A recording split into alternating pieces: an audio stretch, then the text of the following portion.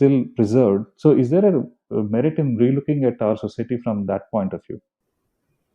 Sir, actually, the first point which I want to make very clear is that may it be Adi Shankara, or may it be Ramanuja, or may it be Madhvacharya, none of these acharyas believed in this idea of Varna by practice or Varna by profession. Varna is always by birth. That is the cardinal point. That's a very basic tenet.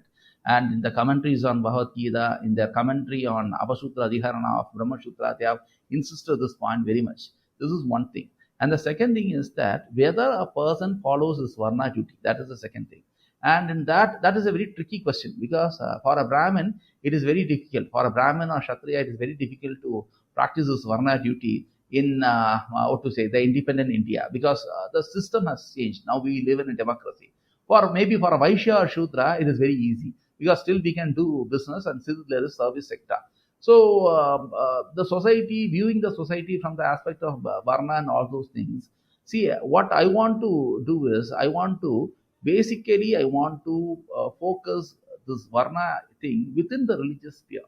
You are, maybe, for example, you might have been born as a Brahmin, you might work in an IT company or something like that, but that itself doesn't make you an non-Brahmin or something like that. That doesn't make you. The thing is that you have followed your abad dharma. Since it is impossible to survive on the basis of bhiksha and all those things, you have to go for a job. That is the idea. But if you still stick on to your Brahminical Varna dharma within your religious thing, doing your puja, Gayatri Japa, and Veda Parana and everything, then that is fine to a certain extent.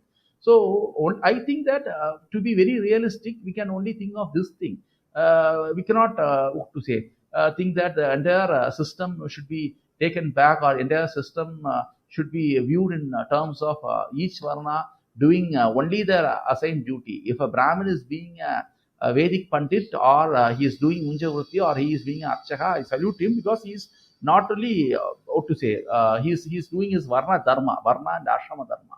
But even if a Brahmin is having some secular occupation, but in spite of that, if he is holding on to his Brahminical practices, the rituals, rites, and everything, and he is not doing any prohibited thing, then even then I respect him, because he is doing what best he can do.